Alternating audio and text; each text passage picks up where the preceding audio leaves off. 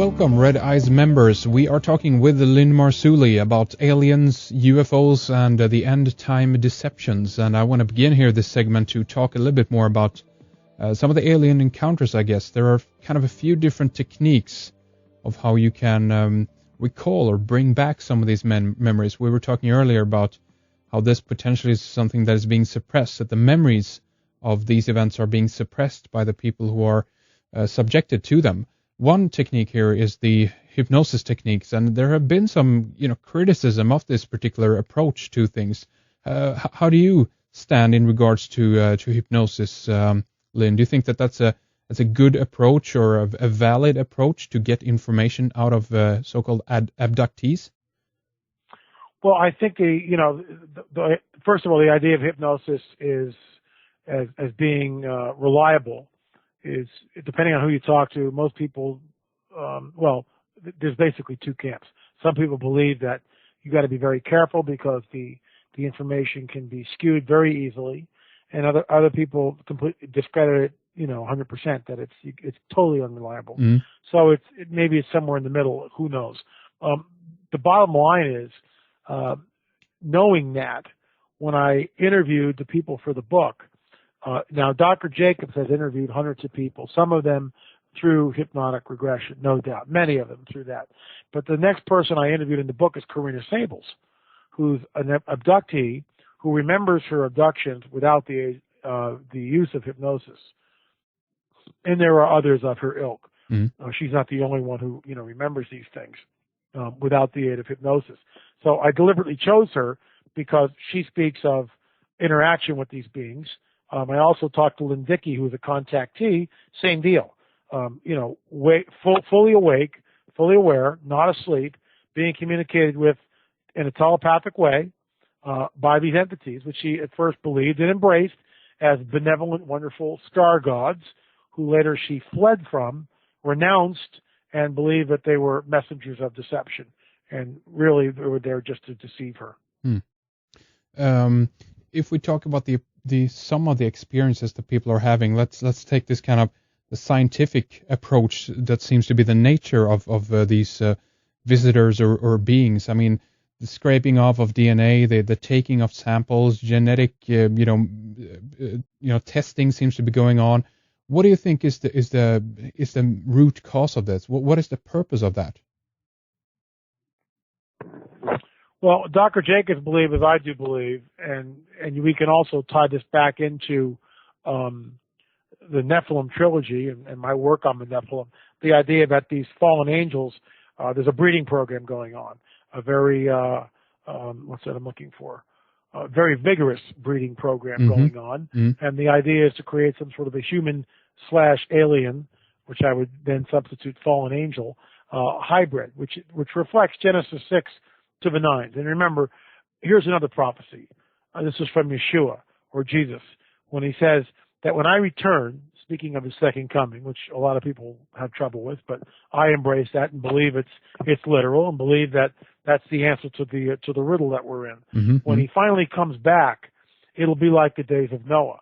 Now, that's a very cryptic little prophecy there. In other words, what are you talking about? What differentiates the days of Noah than any other time in history? And it's the presence of the B'nai Elohim, the fallen angels, directly manifesting on the earth. And when these characters show up, what do? They immediately, fallen angels, have sex with the women and create this offspring, in the Nephilim, or the Nephilim, which results in the Great Flood, which is recorded in every single culture on this planet, including the Chumash Indians out here in Southern California, have a flood legend. Mm. So we see the same exact deal happening today. We see some sort of a vigorous breeding program going. Jacobs has gotten into this with the abduction phenomenon. When he first tapped into it, he couldn't believe it. It was just so beyond anything he could possibly imagine. And he realizes that over the decades now, the breeding program has in fact been successful, that these entities have spent and take this breeding program very, very seriously. And of course, this ties into what the abductees tell us, where the eggs are removed, sperm is removed, where women lose the fetus in the first 3 months of pregnancy, where they then return several years later. They're re-abducted. They see in front of them at least in the earlier views, a kind of a sickly-looking child with large black almond eyes, stringy hair, and these aliens, these entities, begin to tell them that this is your child. And most of the women, of course, recoil in horror, and they're communicated with telepathically, and they're told, we want you to embrace the child, to hold the child. They're told things like this.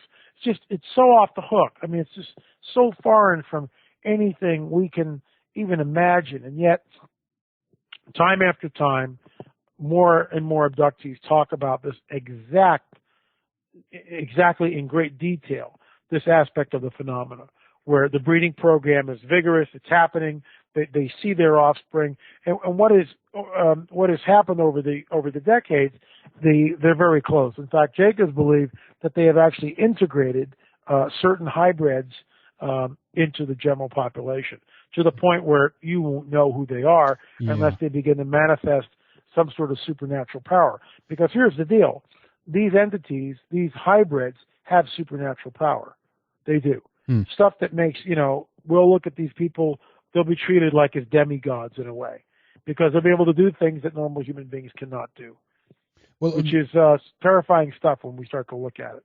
It's very interesting you mentioned that, because I do want to ask you a little bit about this idea that there might have been some kind of deal between the beings or aliens, whatever you want to call them, and the top level of government, or the human sphere, and at this point they're in some kind of they're working together in some way. Do you think that there's some truth to that, or that a possibility here then is that they've disseminated some of their disciples, shall we say, into the governments, into the military, into the top levels of the human world? What do you think about that? Well, I think if that's true, it's incredibly disturbing. And of course, there's no way to know, is there? I mean, all that is just great speculation on everyone's part. Of course. We really don't know. Yeah. And, it's it's very troubling. It's a very troubling scenario, but one which, in fact, we may be looking at. Something like that may have already taken place, or may be taking place now with people that are in their early 30s, let's say, that are now coming up through the ranks, and it's hard to say. Look, all I know is this, and I keep going back to this, that what is happening is not going away.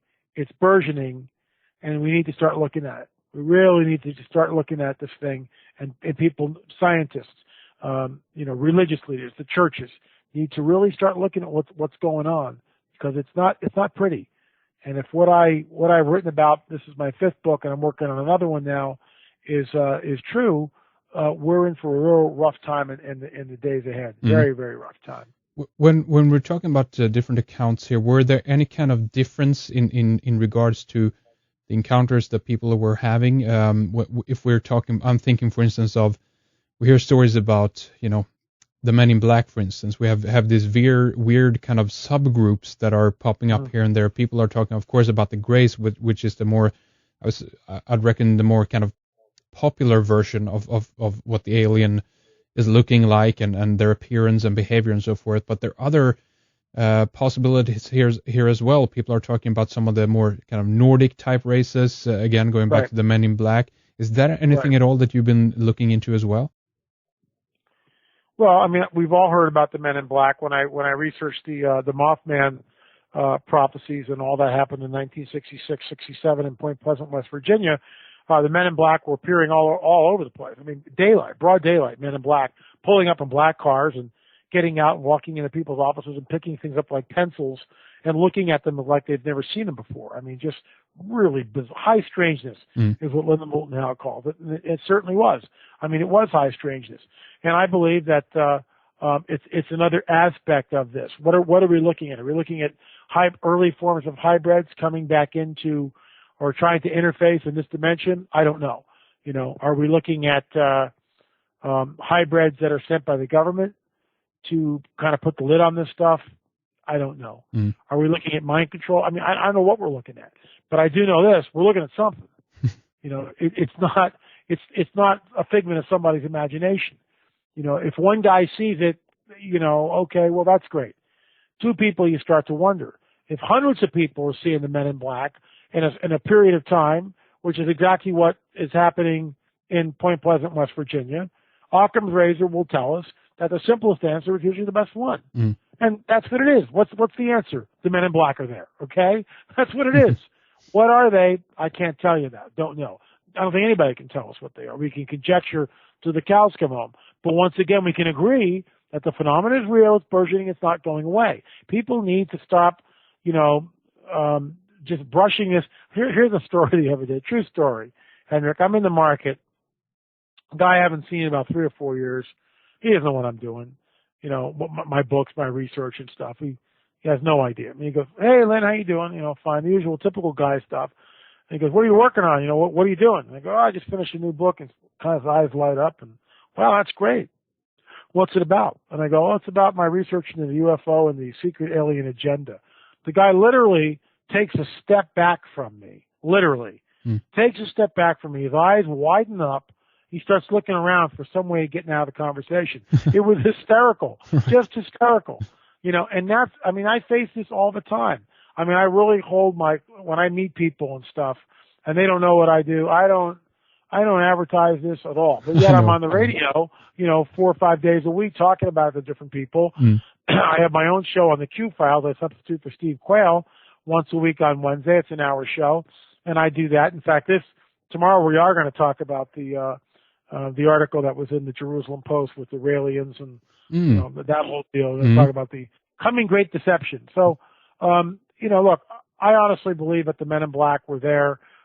What they were, a lot of people weigh in on different opinions, different conjecture. Hard to say, but I believe that they existed. Yeah. Do you know if there's any government to this day that are taking this threat as it is done seriously, that they're in some way? We know that there is research taking place and at least have been taking place. There have been different reports and different conclusions about what this phenomena is. But do you know if there's any case of this where a government, a country, or what have you, has gone in and said, this is, there's something happening to our population here. We need to look at this and examine it for what it is? Well, I think it's way past that. I think the governments of the world know exactly what it is, and they're waiting for disclosure, like we are waiting for disclosure. I think the United States is fighting disclosure like crazy. But when you have statements like Funes from the Vatican last spring, who come up and say, well, the extraterrestrial is our brother, we should embrace him. Right. Huh? Yeah, it's like, excuse me? Mm-hmm. Now, remember, the Vatican, there's more Christians on the planet than any other religion. So you could make a case and say, well, and you could make a case that, Rome is sort of the spokesperson, which it really isn't. But, when Rome speaks, people listen, okay?